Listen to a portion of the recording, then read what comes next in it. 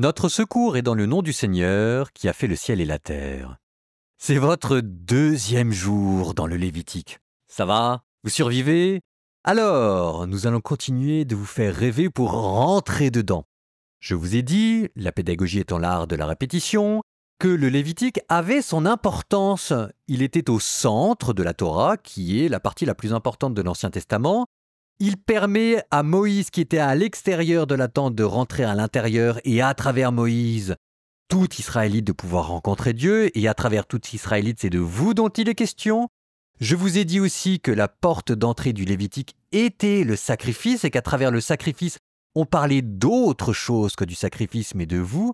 Je vous ai redit que pour nous, chrétiens, le sacrifice continue d'être la clé de lecture de toute la liturgie, de la prière publique et même de la prière du Christ. Laissez-moi 2 petites secondes pour que je vous explique ça un peu plus. Moi, ça me fait penser à la différence entre le culte catholique et le culte protestant.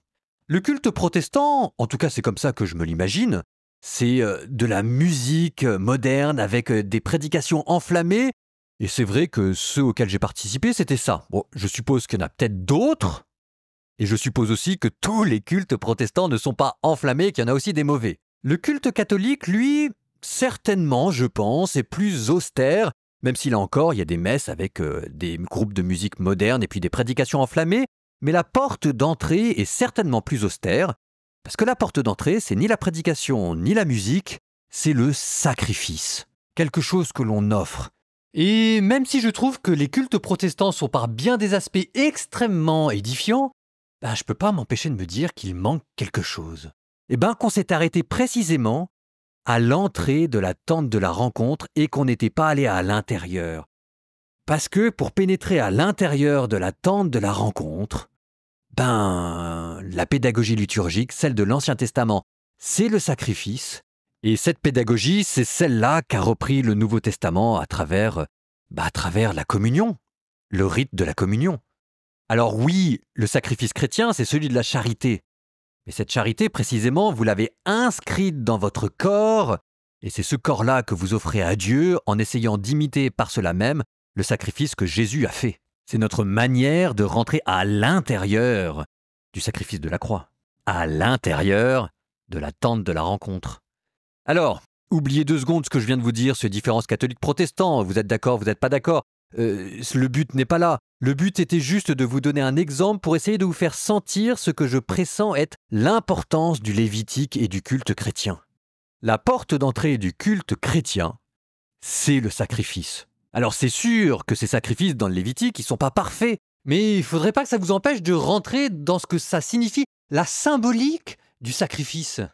Le symbolisme du sacrifice, c'est quand vous prenez quelque chose que vous offrez à Dieu en le détruisant. Dans l'acte même de le détruire, holocauste, vous le consacrez à Dieu pour montrer qu'il est réservé à Dieu et qu'il appartient maintenant au domaine céleste. La fumée qui monte en parfum d'agréable odeur.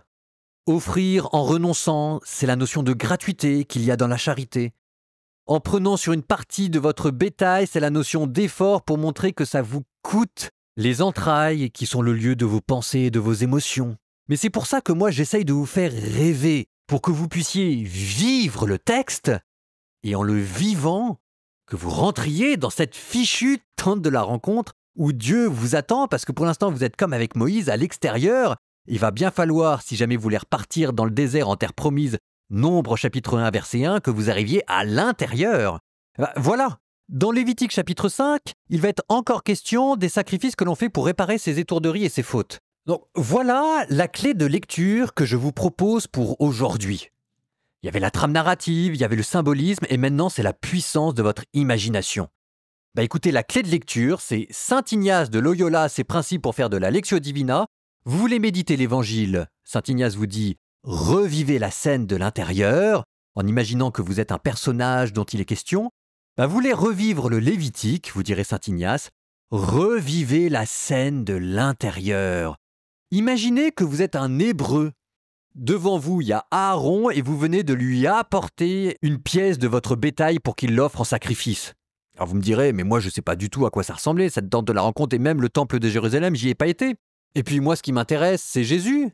Sauf que Jésus, il allait dans le temple de Jérusalem. Il vivait tous ces sacrifices. C'est là-dedans qu'il a été éduqué. Ça fait partie de son imagination. Donc là, en fait, ce que je vous propose, c'est de rentrer dans l'imagination de Jésus. Imaginez-moi, je sais pas, que vous êtes un de ces laïcs qui avait commis une faute par étourderie ou vous voulez offrir un sacrifice pour demander pardon. Vous avez pris un bœuf que vous avez apporté au prêtre. Le prêtre, vous êtes à l'intérieur du parvis. Il a mis ses mains sur son front pour que vous puissiez vous identifier à lui, juste à côté de la tente de la rencontre où vous n'avez toujours pas le droit d'aller. Et puis ensuite, avec lui, vous avez expliqué pourquoi vous l'amenez, parce que c'est comme la messe, c'est comme la confession, quoi. Les laïcs et les prêtres, ça parle. Vous avez chanté avec lui des psaumes, vous êtes rentré dans une prière, et vous l'a dit que le prêtre vous a rassuré en vous disant que ça vous avez bien fait, que le sacrifice allait être accepté, et puis maintenant vous êtes avec un couteau de boucher avec lui, et vous êtes en train de dépecer l'animal. Vous êtes en train de racler les excréments pour bien dégager la graisse et les intestins. Vous en avez plein les mains, vous en avez plein les narines, parce que tout ça devait sentir. Vous en avez plein les yeux et vous êtes en train de parler avec le prêtre. Ça devait être une scène extrêmement vivante parce qu'un sacrifice, on le vit en entier. Et ça, c'est le Lévitique. Moi, Lévitique chapitre 5, je vous lis la partition. À vous de la rejouer.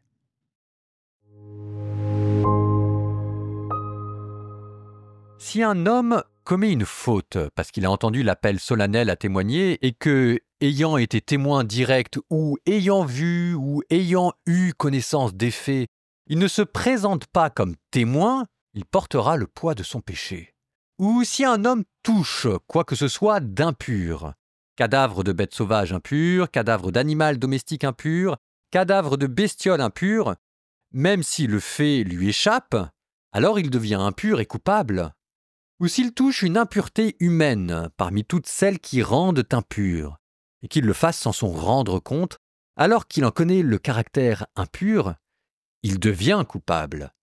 Ou si un homme laisse échapper un serment en mal ou en bien, dans l'un des cas où il arrive de jurer inconsidérément, même si le fait lui échappe, bien qu'il en connaisse le caractère impur, il devient coupable.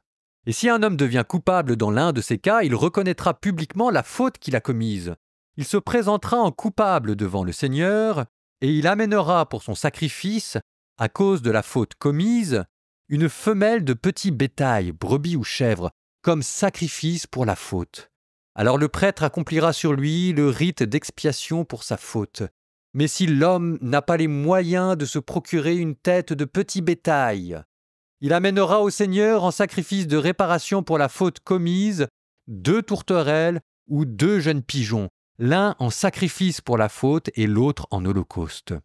Il les amènera au prêtre, qui présentera d'abord celui qui est destiné au sacrifice pour la faute. En lui tordant le cou, le prêtre lui rompra la nuque sans détacher la tête. Avec un peu du sang de la victime, il aspergera le côté de l'autel, et ce qui reste du sang sera versé à la base de l'autel. C'est un sacrifice pour la faute. Du second oiseau, il fera un holocauste en suivant le rite. Le prêtre accomplira pour l'homme le rite d'expiation pour sa faute, et il lui sera pardonné. Et si l'homme n'a pas les moyens de se procurer 2 tourterelles ou 2 jeunes pigeons, il apportera comme présent réservé en vue du sacrifice pour la faute un 10e de mesure de fleur de farine pour ce sacrifice. Il n'y versera pas d'huile et n'y mettra pas d'encens, car c'est un sacrifice pour la faute.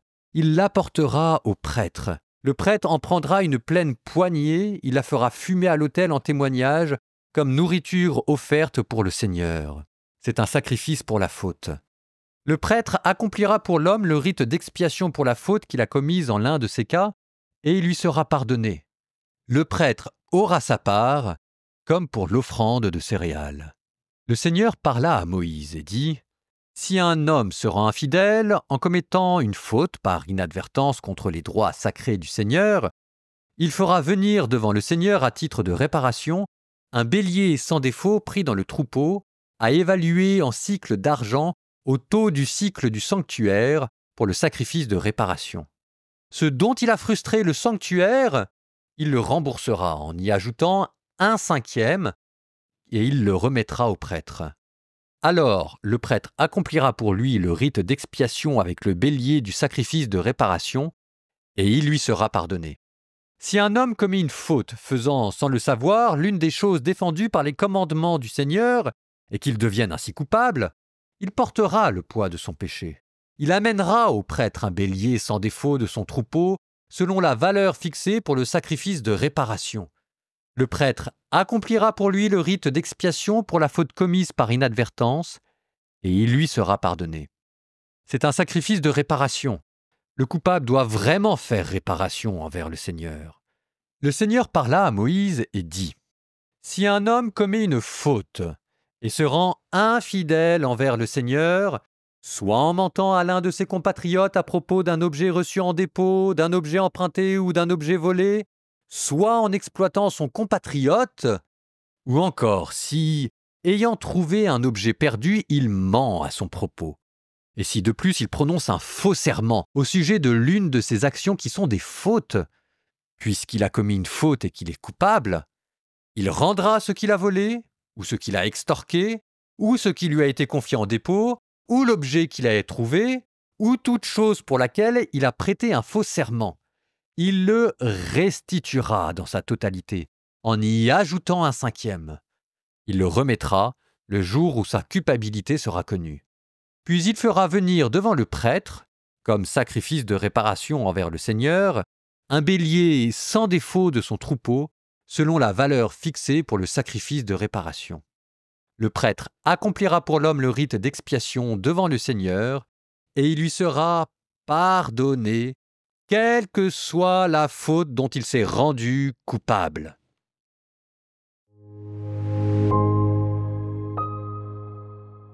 Aujourd'hui encore, pas de commentaires. Je suis désolé, pour l'instant, je suis en train de poser les principes. Mais là, vous sentez que petit à petit, votre posture d'auditeur en écoutant le Lévitique est en train de changer.